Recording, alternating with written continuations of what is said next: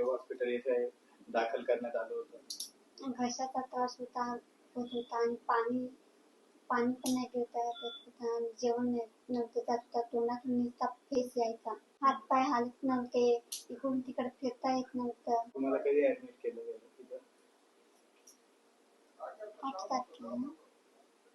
8 तारखेला ऍडमिट केलं गेलं. त्याच्यानंतर किती वेळा ट्रीटमेंट चालू झाली? तुम्हाला किती दिवसात फरक जाणवला? 2-3 दिवसानंतर लगेच फरक जाणवला. तुम्हाला कसं वाटलं? इथलं स्टाफचं कसं? स्टॉप खूप चांगला होता.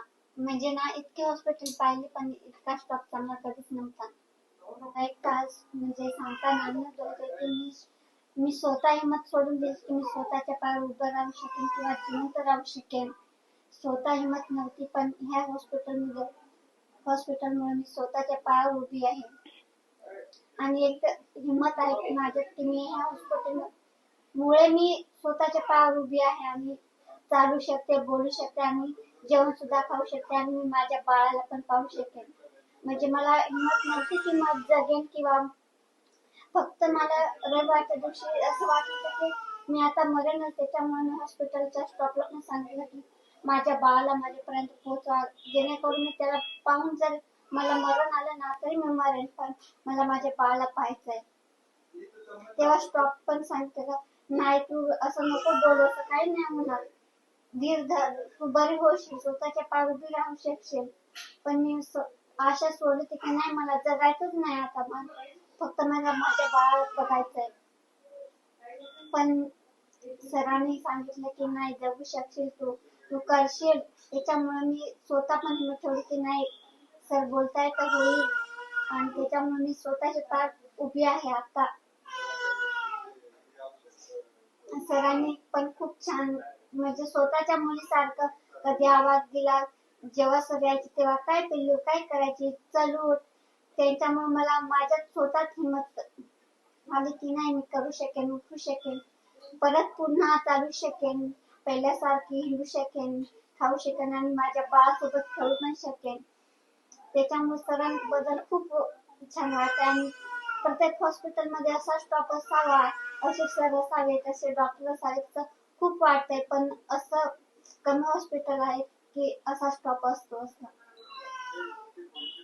इथला स्टॉप, इथले सर, इथलं हॉस्पिटल खूप छान आहे. पण मग हॉस्पिटलमध्ये किती दिवस राहायचे. आता कसं वाटतंय तुम्हाला पहिल्यापेक्षा? आता चांगलं वाटतंय. आता चालता येतं? हा. बोलता येतं? हो. जेवण करता येतं आता व्यवस्थित? हा. सुभाष माळघरे.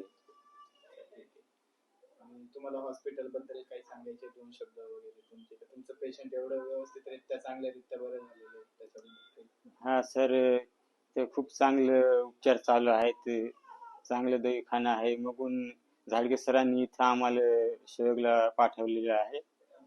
उपचार चांगले चालू आहे. ते डॉक्टर सर चांगल्या काळजी घेते पेशंटची. तुम्हाला उपचाराला काही खर्च वगैरे लागला काही? सर त्यांनीच योजना मार्फत करून गेलं सर. म्हणजे तुम्हाला कुठल्याही प्रकारचं काय जेवणाचं सुद्धा त्यांनीच हॉस्पिटलमध्येच 2 टाइम केलं सर. तुम्हाला स्टाफ बद्दल, सरांबद्दल काही सांगायचंय, काय बोलायचंय? सरांनी, राकेश सरांनी लय खूप पेशंटची काळजी केली आहे. तुम्ही बाकीच्या लोकांसाठी काय सांगणार? म्हणजे आता तुम्ही हा जो मेसेज देताय तो बाकीच्या लोकांपर्यंत पण जाईल, तर तुम्ही काय बोलू शकता त्याच्याबद्दल? तर बाकीच्या लोकांना काय सांगणार आहे तुमचं एका प्रकारे? ते बाकीचे लोकांनी सर इथं आल्या पाहिजे, शोध घेतल्या पाहिजे का तिथे चांगलं दवाखाना आहे,